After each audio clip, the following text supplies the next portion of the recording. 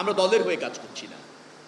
দল দলের জায়গায় আছে, বাট জনগণ যেহেতু আমাদের উপর আস্থা রেখেছে, আমাদের দায়িত্ব রয়েছে যে যেখানে আছি রাষ্ট্র এবং জনগণের জন্য কাজ করবার জন্য।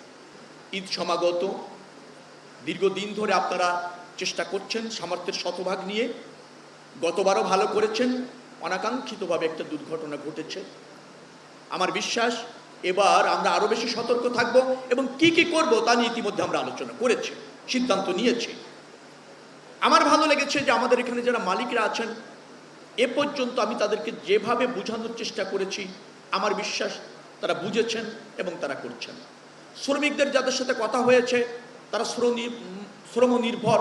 গতবার যেমন হাতের ইজারার যারা আছে তাদের বলেছি যে তোমরা এই 7 দিনের জন্য কোনো চার্জ নিও না, ফ্রি শ্রম দিয়েছে অনেকে ক্যারি করার জন্য।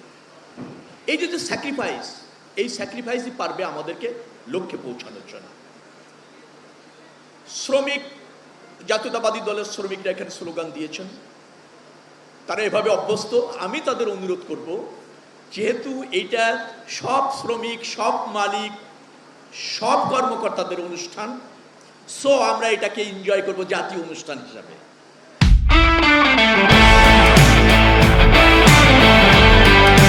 জাতীয় অনুষ্ঠান মানে জাতীয়তাবাদী দলই থাকে, সেটাকে আলাদাভাবে জানান দেওয়ার প্রয়োজন নাই। কারণ জাতীয়তাবাদী দল এদেশের মানুষের সাথে সব ক্রাইসিসে ছিল, সব পরিস্থিতিতে ছিল, যার জন্য মানুষ যখনই সুযোগ পেয়েছে ভোট দেওয়ার, বিএনপিকেই ভোট দিয়েছে। তো এটার উপস্থিতি জানান দেওয়ার দরকার নাই। এখন আমরা রাষ্ট্রের হয়ে কাজ করছি, আমরা দলের হয়ে কাজ করছি না। দল দলের জায়গায় আছে, বাট জনগণ যেহেতু আমাদের উপর আস্থা রেখেছে, আমাদের দায়িত্ব রয়েছে যে যেখানে আছি রাষ্ট্র এবং জনগণের জন্য কাজ করবার জন্য। তো সবাই ভালো থাকবেন। আপনাদের কাছে নতুন করে পরামর্শ দেওয়ার নাই, কারণ আমরা ইন হাউসে প্রতিদিনই বসছি, কথা বলছি, কাজ করছি। আমার ধারণা হচ্ছে যে আমরা আপনাদের সবার সহযোগিতায় যে কমিটমেন্ট নিয়ে বাংলাদেশ জাতীয়তাবাদী দল বিএনপি ক্ষমতায় এসেছে, সেই প্রত্যাশা মানুষের পূরণ করতে সক্ষম আমরা হব। নাবিকদের একজন প্রতিনিধি কথা বলেছেন একটা আইনের ব্যাপারে। উনি হঠাৎ করে আইনের কথা বলেছেন, আমি ঠিক বুঝতে পারিনি। আমি এটা জানার চেষ্টা করব, বোঝার চেষ্টা করব দপ্তরে গিয়ে আজকেই। এই ধরনের আইন যদি প্রয়োজন হয়, যেটা উনি বলতে চেয়েছিলেন, তো সেটা যদি প্রয়োজন হয় আমি দেখব, নিশ্চয়ই আমি উদ্যোগ গ্রহণ করব।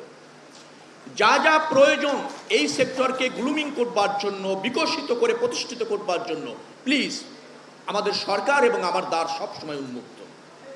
কিন্তু কথাটা হতে হবে ব্যক্তি বা গোষ্ঠীর স্বার্থে না, সামগ্রিক স্বার্থে। দাবিটা হতে হবে সার্বজনীন প্রয়োজনে, রাষ্ট্রের প্রয়োজনে। ডেফিনেটলি সেটা প্রতিষ্ঠিত করবই, ইনশাল্লাহ করবই।